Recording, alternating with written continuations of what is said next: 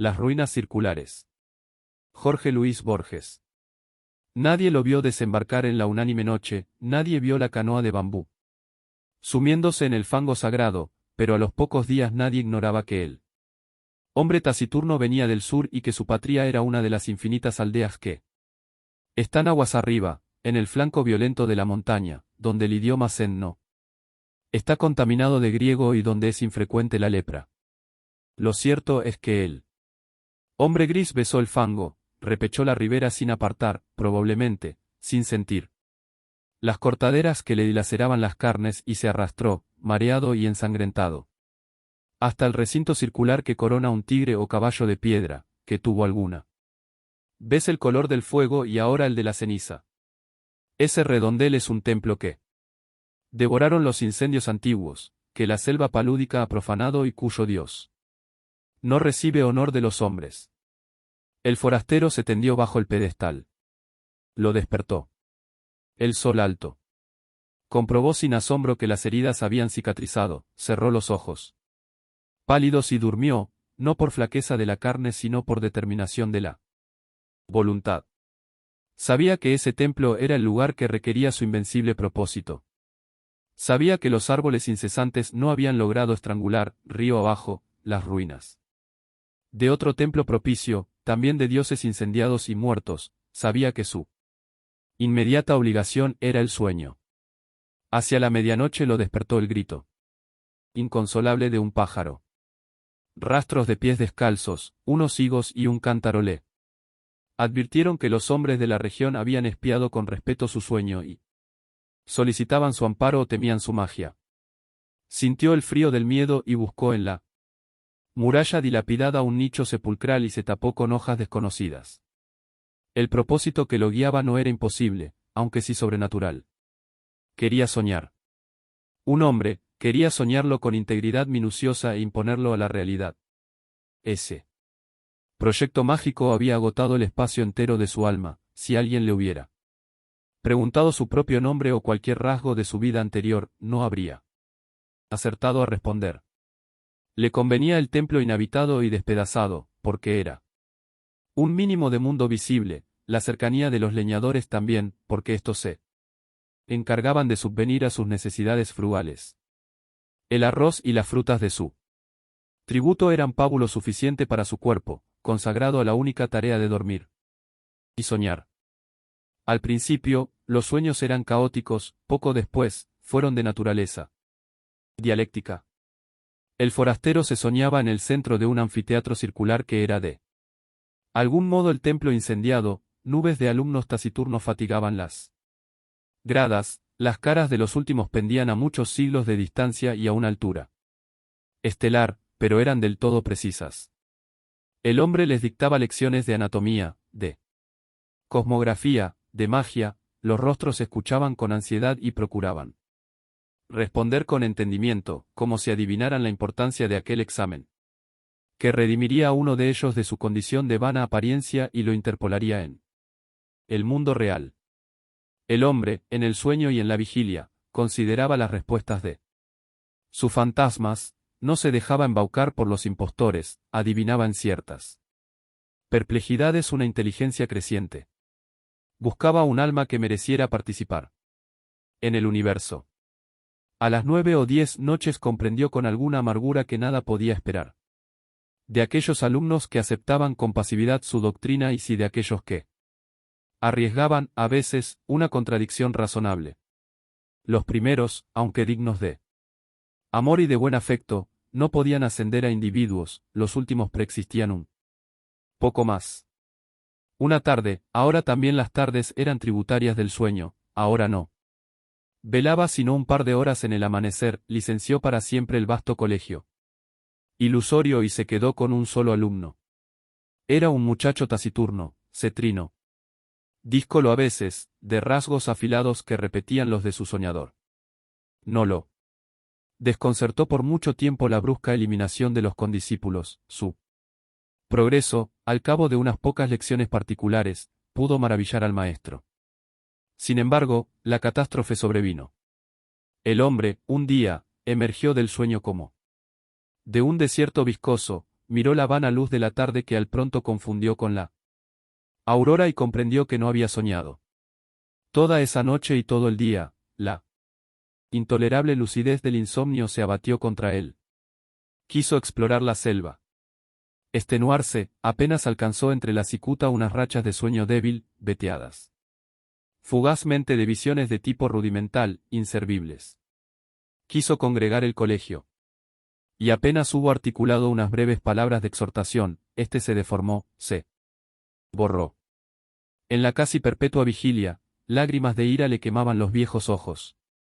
Comprendió que el empeño de modelar la materia incoherente y vertiginosa de que se componen los sueños es el más arduo que puede acometer un varón, aunque penetre todos los enigmas del orden superior y del inferior, mucho más arduo que tejer una cuerda de arena o que amonedar el viento sin cara.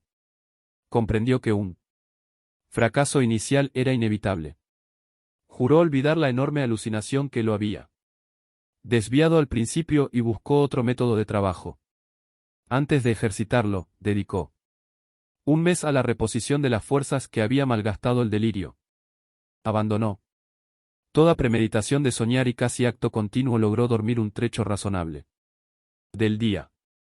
Las raras veces que soñó durante ese periodo, no reparó en los sueños. Para reanudar la tarea, esperó que el disco de la luna fuera perfecto.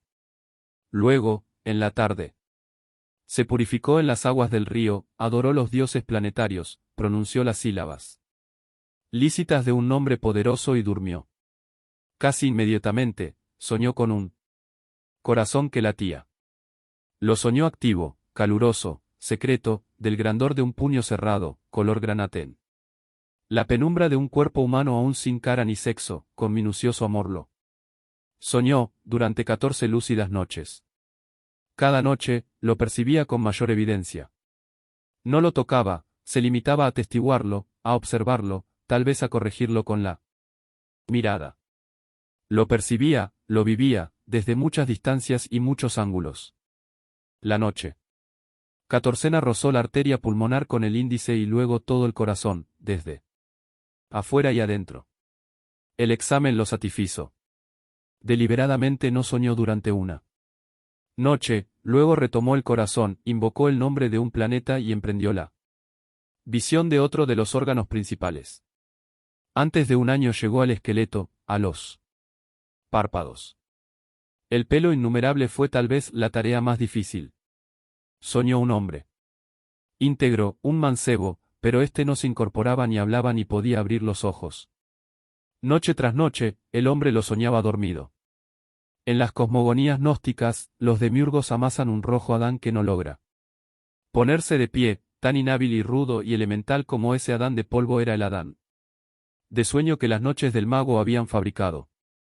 Una tarde, el hombre casi destruyó toda su obra, pero se arrepintió. Más le hubiera valido destruirla.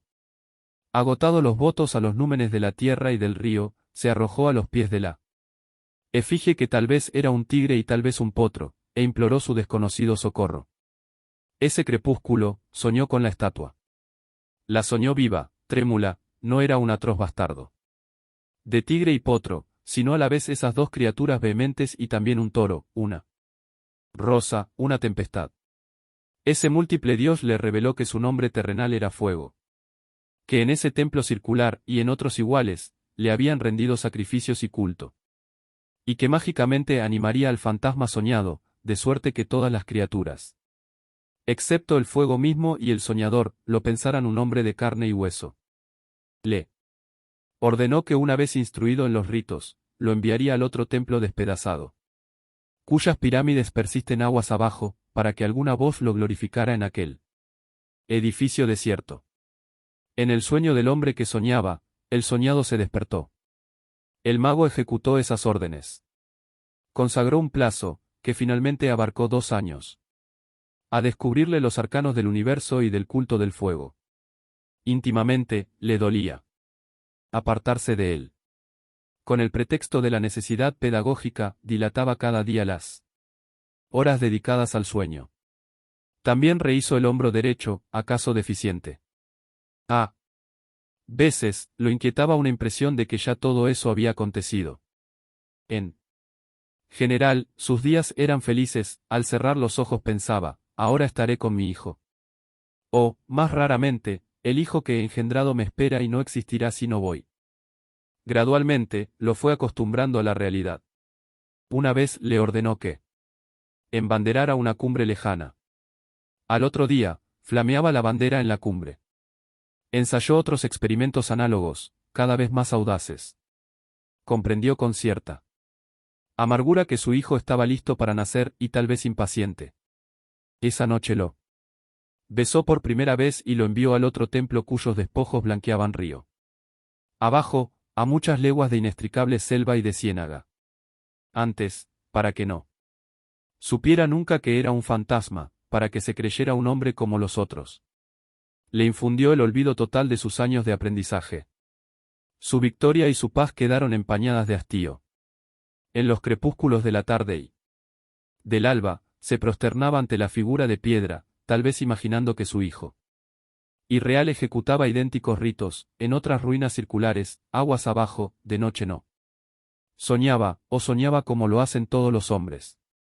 Percibía con cierta palidez los sonidos y formas del universo, el hijo ausente se nutría de esas disminuciones de su alma. El propósito de su vida estaba colmado, el hombre persistió en una suerte de éxtasis. Al cabo de un tiempo que ciertos narradores de su historia prefieren computar en años y otros en lustros, lo despertaron dos remeros a medianoche, no pudo ver sus caras, pero le hablaron de un hombre mágico en un templo del norte, capaz de hollar el fuego y de no quemarse. El mago recordó bruscamente las palabras del dios. Recordó que de todas las criaturas que componen el orbe, el fuego era la única que sabía que su hijo era un fantasma. Ese recuerdo, apaciguador al principio, acabó por atormentarlo. Temió que su hijo meditara en ese privilegio anormal y descubriera de algún modo su condición de mero simulacro. No ser un hombre, ser la proyección del sueño de otro hombre, qué humillación. Incomparable, qué vértigo. A todo padre le interesan los hijos que ha procreado. Que ha permitido, en una mera confusión o felicidad, es natural que el mago temiera por el porvenir de aquel hijo, pensado entraña por entraña y rasgo por rasgo, en 1001 noches secretas. El término de sus cavilaciones fue brusco, pero lo prometieron algunos signos.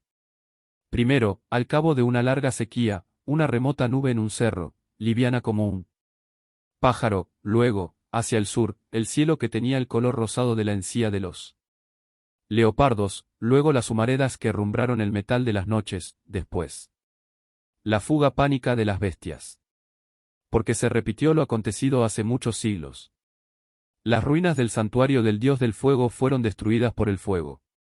En un alba sin pájaros el mago vio cernirse contra los muros el incendio concéntrico.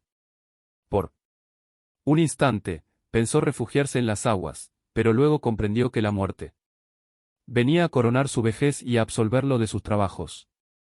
Caminó contra los jirones de fuego.